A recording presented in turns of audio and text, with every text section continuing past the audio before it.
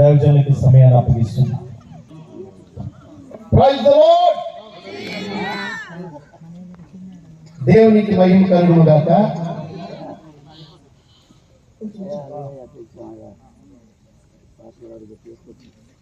ఖచ్చితంగా వర్షం పడదని నిర్ణయించుకున్నాం. ఇందాక నాకు యాప్ ఉంది, నాకు యాప్లో వర్షం ఎక్కడ పడుద్ది, ఎంతసేపు పడుద్ది అనే యాప్ ఉంది నాకు దగ్గర. యాప్లో చూస్తే పేర్చర్లకి ఉత్తరం భాగంలో వర్షం పడుద్దని వచ్చింది. ప్రార్థన చేసే ప్రభువా, ఈ వర్షం కోటం అయ్యేంత వరకు పడకూడదు, ఖచ్చితంగా పడదు. ఒకసారి అల్లే చెప్పండి. ఎందుకు చెప్పాం? ఖచ్చితంగా వర్షం పడదు అందుకు చెప్పే అల్లే. అర్థమైందా? నిన్నటి దినాన చక్కని వర్తమానాలు మనం విన్నాం. ఈరోజు కూడా నేను ఒక 20 నిమిషాలు లేక 15 నిమిషాలు చెప్పి నేను ముగిస్తాను. కేక్ కట్టింగ్ ఉంది కనుక నా అంశం ఏమిటంటే, యేసుక్రీస్తు వారు ఈ లోకములో ఎందుకు పుట్టాడు, లేక ఈ లోకానికి ఎందుకు వచ్చాడు? Why Jesus Christ has born on the earth, why Jesus Christ has come in the world. లోకానికి ఆయన ఎందుకు వచ్చాడు, ఆయన ఎందుకు జన్మించాడు అనేటువంటి కొన్ని విషయాలు మనం చూడబోతూ ఉన్నాం. యేసు ప్రభు వారు లోకానికి వచ్చే ముందు లోకం పరిస్థితి ఎలా ఉంది అంటే భయంకరమైనటువంటి పరిస్థితితో ఉంది. ఆయన ఈ లోకాన్ని సృష్టించినందుకు చాలా బాధపడ్డాడు. ఎలా బాధపడ్డాడంటే, ఒక తండ్రి 10 మంది పిల్లలను కని ఎవరు కూడా తండ్రి మాట విన్నప్పుడు తండ్రి ఎలాగూ బాధను వ్యక్తం చేసుకుంటాడో అదే రీతిగా పరలోకపు తండ్రి తన బాధను వ్యక్తం చేశాడు. అయితే కాలం సంపూర్ణమైనప్పుడు తన ప్రియ కుమారుడైనటువంటి యేసుక్రీస్తును దేవుడి లోకానికి పంపించాడు. ఆయన లోకాల్లో జన్మించినటువంటి విషయాన్ని మనం చూస్తే, ఆయన లోకంలో జన్మించక ముందే ప్రవక్తలు అనేక మంది ప్రభుని గురించి ప్రవచించినటువంటి అంశాలు పరిశుద్ధ గ్రంథంలో మనం చూస్తూ ఉన్నాం. ఈ సమయంలో why Jesus Christ has come in the world అనేటువంటి అంశాన్ని మనం మీ కొరకు ఈ సభల కొరకై ప్రార్థన చేసి దేవుడు నాకు ఇచ్చినటువంటి ఒక 12 మాటలను మీరు నేర్చుకుని మీ హృదయంలో ఉంచుకోవాలని నేను మనం చేస్తూ ఉన్నాను. మొదటిగా ఈ వాక్యం ఆలకిస్తున్నటువంటి దేవుని బిడ్డలకు నా హృదయపూర్వక వందనాలు. ఈ సభలకు వచ్చి ఏం నేర్చుకున్నాం, ఈ సభల ద్వారా ఈ గ్రామానికి ఏం జరిగింది, ఈ సభల ద్వారా ఈ గ్రామ ప్రజలు ఎలా మేలు పొందుతారు అనేటువంటిది ప్రాముఖ్యమైనటువంటి అంశం. ఇది ఏదో ఒక హరికథ కాలక్షేపం కాదు, కానీ మానవుల రక్షణార్థమై కృంగిపోయిన జీవితాలను కృషించిపోతున్నటువంటి బ్రతుకులను మార్చడానికి యేసయ్య లోకానికి వచ్చాడు. ఈ సమయంలో మొదటిగా యేసు ప్రభువు ఎందుకు వచ్చాడనేటువంటి మొదటి మాట మనం గమనించినట్లయితే, మత్తయి సువార్త 5వ అధ్యాయము 17వ వచనాన్ని దయచేసి మనం గమనిస్తాం. మత్తయి సువార్త 5:17.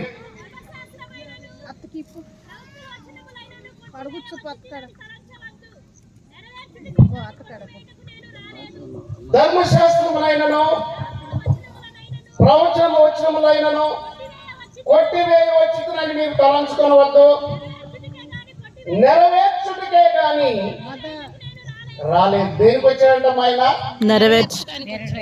నెరవేర్చడానికి వచ్చాడు.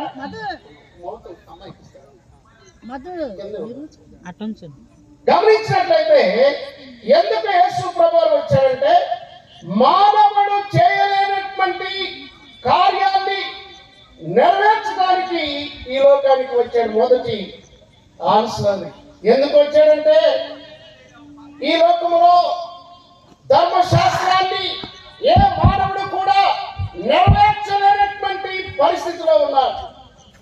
ప్రవక్తలు నెరవేర్చలేకపోయారు, మానవుడు నెరవేర్చలేకపోయాడు. అయితే ధర్మశాస్త్రం ఏం చెప్పింది అంటే ఉగ్రతను నేర్పించింది.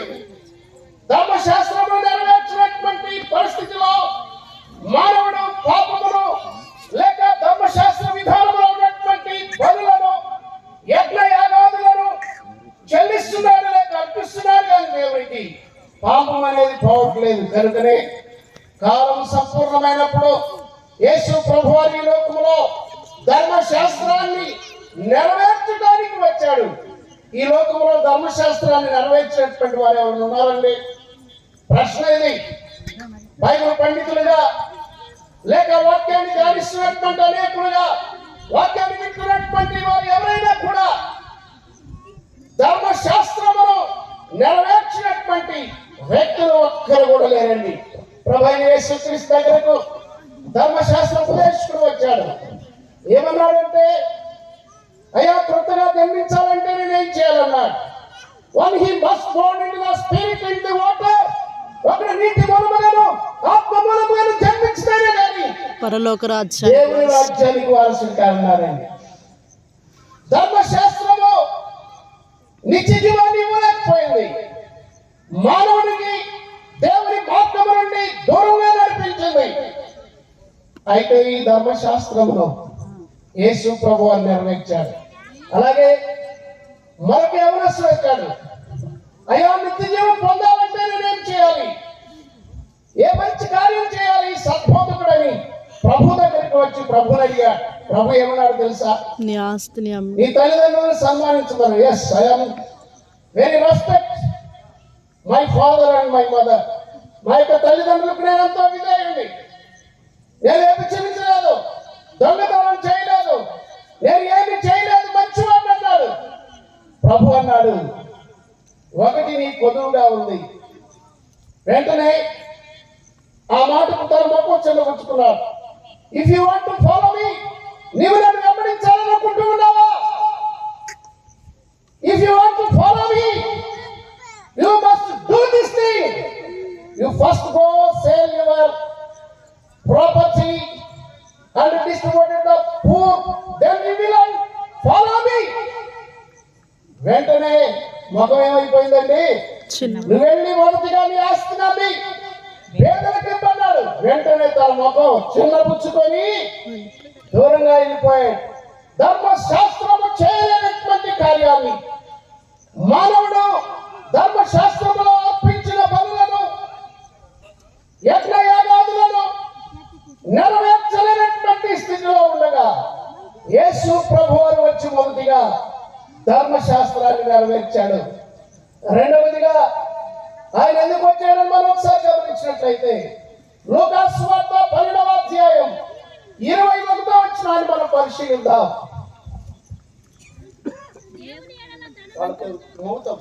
దేవుని ఎడల ధనవంతుడు కాక, ఆ దేవుని ఎడల ధనవంతుడు కాక తన కొరకే సమకూర్చుకున్నవాడు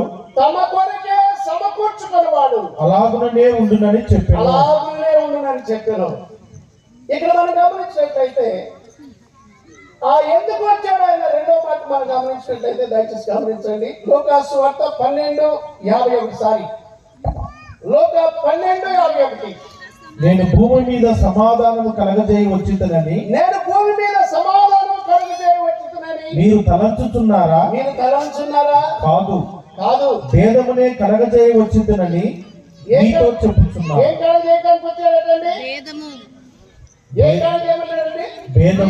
భేదమును కలగజేయుటకై నేను వచ్చి ఉన్నానని మీతో చెప్పుచున్నాను. Why Jesus Christ came to the world? He is dividing the people. భేదము కలగజేస్తున్నాడు. ఎవరికి? Between God people, ungodly people. దేవుని యొక్క బిడ్డలకును దేవుని ఎరిగినటువంటి వారికి వ్యత్యాసాన్ని చూపించడానికి ఆయన ఈ లోకానికి వచ్చాడండి. మరొక వచనాన్ని చూసినట్లయితే మత్తయి సువార్త 10వ అధ్యాయం 34వ వచనాన్ని కూడా పరిశీలిద్దాం. 10:34 మత్తయి సువార్తలో దయచేసి చదవండి. నేను భూమి మీదకి సమాధానము పంపవచ్చునని తలంచుకుని నేను భూమి మీద సమాధానం పంపవచ్చునని తలంచుకుని ఖడ్గమునే గాని సమాధానమును పంపుటకు నేను రాలేదు. సమాధానమును పంపుటకు నేను రాలేదు. ఎందుకు వచ్చేటమ్మా? ఖడ్గముతో వస్తున్నాడట, సమాధానాన్ని పంపడానికి రాలేదు. ఎందుకని? చాలా మంది ఉన్నారు, యేసు ప్రభు నమ్ముకుంటే ఏముంది? సమాధానం ఉంది. ఈ యొక్క వచ్చిన భావం ఏంటో తెలుసా? ఆయన సమాధాన పరులను, సమాధానం లేని వారిని డివైడ్ చూపిస్తూ ఉన్నారు. అనగా సమాధానాన్ని కలుగు చేయగలిగేటువంటి దేవుడు యేసు ప్రభు వారు ఈ భూలోకానికి వచ్చే ముందు ఏం జరిగింది అంటే భూలోకంలో సమాధానం లేదు, యుద్ధాలు జరుగుతున్నాయి, భయంకరమైన స్థితిలో ఉన్నారు. అయితే వారికి సమాధానం చూపిస్తూ ఉన్నాడు. డిఫరెంట్ బిట్వీన్ టూ పీపుల్, దేవుని ప్రజలకును దేవుని ఎరుగనటువంటి వారికి వ్యత్యాసాన్ని చూపిస్తూ ఉన్నాడు. రెండవదిగా మనం గమనించినట్లయితే మూడవ మాట మనం చూస్తే మార్కు సువార్త 2వ అధ్యాయం 17వ వచనం. మార్కు 2:17 కూడా యేసు ఆ మాట విని రోగులకే గాని ఆరోగ్యము గల వారికి వైద్యుడు అక్కర్లేదు, నేను పాపులనే పిలవచ్చుని గాని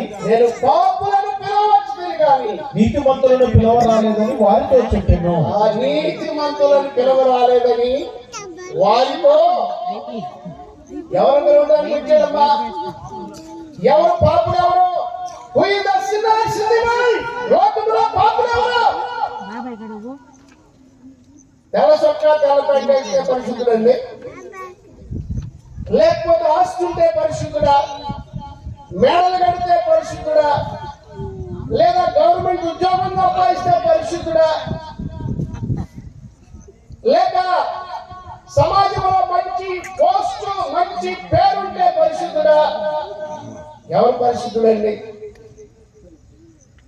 యేసు క్రీస్తు వారి లోకానికి ఎందుకు వచ్చాడంటే పాపులను నేను పిలవచ్చాను. నువ్వు అనుకుంటున్నావు నేను పరిశుద్ధుడని. ఈ రోజున నీ యొక్క స్వనీతిని బట్టి నీవు పరిశుద్ధుడుగా కాదు. ఈ రాత్రి నువ్వు పరిశుద్ధుడుగా కావాలంటే యేసు ప్రభువారిని పిలుస్తూ ఉన్నాడు. నీ పాపములను విడిచిపెట్టు, నీ పాపములను విడిచిపెట్టు. పాపమనగా ఆజ్ఞ అతిక్రమమే పాపం, సకల దుర్నీతి పాపం. ఎరిగి మేలు చేయకపోవటమే పాపం. యేసు క్రీస్తుని రక్షకుడిగా అంగీకరించకపోవటమే పాపం. ప్రేమైన సహోదరి సహోదరుడా, ఏ పాపంలో ఉన్నావో నీవు నీ పాపములను కడిగివేయుటకై యేసు క్రీస్తు వారు మొదటిగా ధర్మశాస్త్రాన్ని నెరవేర్చాడు. రెండవదిగా ఆయన నీకు సమాధానము కలుగు చేయుటకై ఆయన ఈ లోకములో నుండి వేరు చేశాడు. మూడవదిగా నీ పాపముల కొరకై కల్వరి శిలువలో తన ప్రాణాన్ని త్యాగం చేశాడు. ఈ లోకములో తల్లిదండ్రులైనను, బంధువులైనను, స్నేహితులైనను, అన్నదమ్ములైనను, అక్క చెల్లెలైనను, బంధువులైనను, మిత్రులైన ఎవరు కూడా చేయలేనటువంటి ఆ పుణ్య కార్యాన్ని నెరవేర్చి ఈ లోకము నిన్ను ద్వేషిస్తే, ఈ లోకము నిన్ను దూరంగా నెట్టివేస్తే ఆయన ప్రేమతో నిన్ను ఆహ్వానిస్తూ ఉన్నాడు. ప్రయాసపడి భారము మోయించున్న సమస్త జనులారా నా యొద్దకు రండి, నేను మీకు విశ్రాంతిని కలుగు చేస్తున్నాను. మీ పాపముల నుండి మిమ్మల్ని తొలగించి మిమ్మల్ని విశ్రాంతిలోనికి నడిపించేటువంటి రక్షకుడుగా ఆయన ఈ లోకంలోనికి జన్మించాడు. మూడవదిగా మనం గమనిస్తూ ఉన్నాం. నాలుగవదిగా మనం చూసినట్లయితే మనకు వచ్చినాన్ని ఎందుకంటే మత్తయి సువార్త 10వ అధ్యాయం 45వ వచనాన్ని మనం పరిశీలిద్దాం. 10:45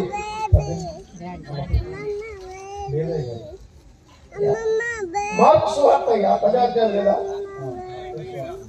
మార్కు సువార్త 10వ అధ్యాయం 45వ వచనం. మనుష్య కుమారుడు పరిచారం చేయించుకొనుటకు రాలేదు గాని పరిచారం చేయుటకును అనేకులకు ప్రతిగా విమోచన క్రయధనముగా తన ప్రాణం ఇచ్చుటకు వచ్చెనను. Praise the lord. హల్లెలూయా. ఎందుకు వచ్చాడండి యేసయ్య? విమోచన క్రయధనం అనేకులకు ప్రతిగా తన ప్రాణం ఇవ్వడానికి వచ్చాడు. నమ్ముతున్నావా? నమ్ముతున్నావండి? పరిచర్య చేయించుకోవడానికి రాలేదు కానీ పరిచర్య చేయుటకును అనేకులకు ప్రతిగా తన ప్రాణం ఇవ్వడానికి వచ్చాడు. నీకోసం యేసు ప్రభువారు ప్రాణం ఇచ్చాడు.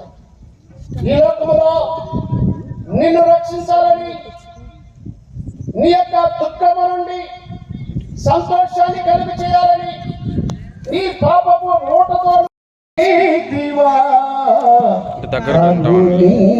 నన్ను రక్షించితివా,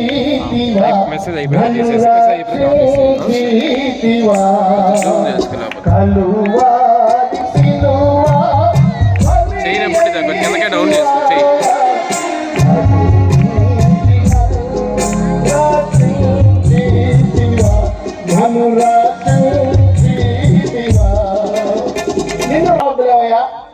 బండిలో ఏమైపోతుంది? ఆయిల్ అయిపోతుంది. ఒక 10 రూపాయలు ఇచ్చి కొట్టిందని. ప్రాణం ముఖ్యమా? 10 రూపాయలు ముఖ్యమండి? మాట చెప్తాను. వాళ్ళ కూడా మా తమ్ముడు కూడా ఉన్నాడు. మాట బ్రహ్మాండం చెప్పాడు. నీకు ప్రాణం ఇస్తానన్నాడు. ప్రాణం ఇచ్చే మనిషి 10 రూపాయలు కాయ కొట్టిమంటే ఏమన్నాడండి? మొహం అంతా చిన్నపుచ్చుకున్నాడు. ఈ రోజు మన మాటలు ఎలా ఉంటాయంటే, మాటలు చాలా తేలిగ్గా చెప్తాం కానీ మాటల యొక్క ప్రభావం కార్యసాధకం కావాలండి. నేను ఎక్కువసేపు చెప్పను, ఎందుకంటే ఇప్పుడు ఎన్ని పాయింట్లు చెప్పాను? 4 చెప్తా. ఆయన ఎందుకు వచ్చాడు? మన కొరకు ప్రాణం పెట్టడానికి వచ్చాడు. 5వ మాట లూకాసు సువార్త 4వ అధ్యాయం 18 నుండి 19 వచ్చిన వరకు. ప్రభు ఆత్మ నా మీద ఉన్నది కనుక బీదలకు సువార్త ప్రకటించు. ఇక్కడ బిగ్ బైబిల్ చదువుకున్నా సార్. ఒకటి ఫస్ట్, ఎందుకంటే సమయం లేదు కాబట్టి ఫస్ట్ ఎవరికి? The proclamation for the poor. పేదలకు సువార్తను ప్రకటించి నెంబర్ 1. నెంబర్ 2, చెరసాలలో ఉన్న వారికి విడుదల. వారికి ఇన్ ద ప్రెజెంట్ పీపుల్ వారికి విడుదల కావాలి. ఎవరికి? శ్రమలో ఉన్న వారికి విడుదల కలిగి చేయడానికి వచ్చాడు ఆయన. 2వది. 3వది గుడ్డివారికి చూపును. గుడ్డివారికి చూపు. ఎవరండి గుడ్డివారు? కన్నులుండి చూడలేవా యేసు మహిమను, చెవులుండి వినలేవా యేసు మాటను, నడుముండి పోడలేవా యేసు మాటలు, కాళ్ళుండి నడవలేవా యేసు మాటలు, కన్నులుండి చూడలేవా యేసు. కన్నులు ఉండి కూడా చూడలేని పరిస్థితి అండి. కొంతమంది క్రైస్తవులని చెప్పేవారు పుట్టుకతోటే ఎలాంటి ఉన్నారండి?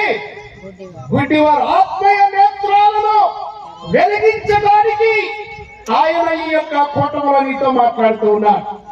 ఆత్మీయ వెలుగంటే పరిశుద్ధాత్మ లేఖనాలను నీవు చదువుకోవాలి. పరిశుద్ధాత్మ సారమైనటువంటి బోధా విధానాన్ని పరిశుద్ధాత్ముడు నీకు ఏం బోధిస్తున్నాడో ఆ విషయాలను నీవు తెలుసుకొని నీ జీవితంలో నడవాలని. అనగా గుడ్డివాళ్ళు అంటే ఎవరండి? గుడ్డివారు కన్నుల యేసు ప్రభువారు భూలోకంలో ఉన్నప్పుడు గుడ్డివాడిని స్వస్థపరిచాడు. ఎందుకు స్వస్థపరిచాడు తెలుసండి? ఒక సాదృశ్యమైనటువంటి ఉదాహరణ. వాడు కన్ను నుండి చూడరట, వాడు చెవు నుండి వినరట. కాబట్టి చెవులున్నాయి, కళ్ళు ఉన్నాయి. చెవిగల వారి విడిగా కని చెప్పబడిందండి. ఈ మనోనేత్రములను నడిపించాలి. ఎన్నో పాయింట్ అండి? 3వది. 4వ చదువు అక్కడే ఉంటుంది కింద భాగం. నలిగిన వారిని ది బ్రోకెన్ హార్ట్ నలిగినటువంటి మనిషి, విరిగిపోయినటువంటి మనిషి, హృదయంలో కుంగిపోయి నువ్వు ఉన్నావేమో. ఈ కూటమిలో నీవు కృంగిపోయిన జీవితం నీకు అవసరం లేదు. కల్వరి శిలువలో భయమైనటువంటి యేసయ్య నీ కోసం ప్రాణం పెట్టాడు. He do not be broken your heart. That Jesus has a broken his heart on the Calvary. యేసు క్రీస్తు వారు కల్వరి శిలువలో తన ప్రాణాన్ని త్యాగంగా ఇచ్చాడు. Do not be feel any customs in your life. నీ యొక్క హృదయాల్లో లేక నీ జీవితంలో ఏదైనా బాధ వచ్చిందేమో, ఏదైనా భారము, ఏదైనా నీకు శ్రమ కలిగితే జీసస్ ఇస్ దేర్. యేసయ్య ఉన్నాడు. You heard his voice. Follow him. He is guide you. ఆయన నడిపిస్తాడు, ఆయన నిన్ను ఆదరిస్తాడు, ఆయన నిన్ను జీవింపజేస్తాడు. కనుక నలిగినటువంటి హృదయంతో ఉన్నావా ప్రియ సహోదరి, ప్రియ సహోదరుడా? నా పొలం సరిగా పడలేదని హృదయంలో ఆధారపడుతున్నావా? నా బిడ్డలు ప్రయోజకులు కాలేదని బాధపడుతున్నావా? నా కుటుంబంలో నా భార్య నా మాట వినలేదని బాధపడుతున్నావా? లేక నా భర్త నా మాట వినలేదని బాధపడుతూ ఉన్నావా? బిడ్డలు ప్రయోజకులు కాలేదని బాధపడుతూ ఉన్నావా? Jesus is there. ఈ రాత్రి వేళ యేసయ్య నిన్ను ఆశీర్వదించడానికి సిద్ధంగా ఉన్నాడు.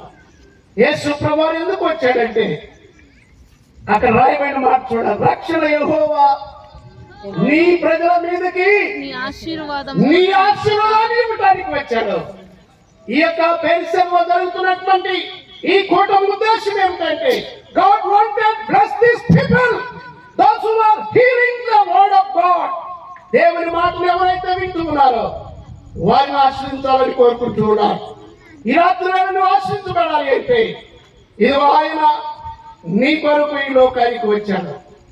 ఇంకా ఏమన్నా చూడండి చివరి మాటలు అదే వచనంలో, ప్రభు యొక్క హితవచనమును ప్రకటించుటకును ఆయన నన్ను పంపి ఉన్నాడు. Praise the Lord. అనగా హితవచనం అనగా నూతన సంవత్సరం. కేక్ వచ్చేసింది అనుకోకుండా ఇక్కడికి ఈ పాయింట్ లో కేక్ కూడా వచ్చేసిందండి. నూతన సంవత్సరం, ఈ దయా కిరీటం బిడ్డలు ఆశ్రయించబడాలంటే యేసయ్య మీద నీవు అనుకుని ఉండాలి. కాబట్టి ఎన్నో పాయింట్ ఉన్నది. 5లో మనం చూసాం ఆయన యొక్క శుభవచనం సువార్తను ప్రకటించుటకై యేసు ప్రభువు వచ్చారు. 6వదిగా లూకా 19:10 లూకా 19:10 నశించిన దానిని వెదకి రక్షించుటకు. ఎవరు నశించిపోయారండి? ఎవరిని ఎదుగుతున్నాడు యేసయ్య?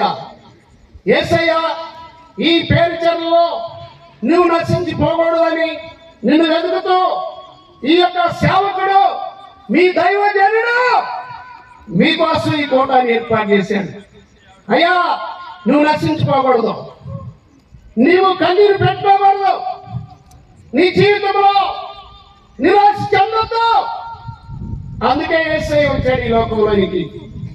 నశించిన దానిని వెదకి రక్షించుటకై యేసు క్రీస్తు ఈ లోకానికి వచ్చాడు. ఈ వాక్యాన్ని వింటున్నావా ప్రియ సహోదరి సహోదరుడా? ఎందుకు యేసయ్య వచ్చాడంటే నువ్వు నశించిపోకూడదని, నువ్వు ఆశ్రయించబడాలని, నువ్వు దీవించబడాలని యేసు ప్రభువారు ఈ లోకానికి వచ్చాడు. 6వ మాటగా మనం గమనిస్తూ ఉన్నాం. మరొక మాట చూద్దాం, దయచేసి గమనించండి. యోహాను సువార్త 3:17.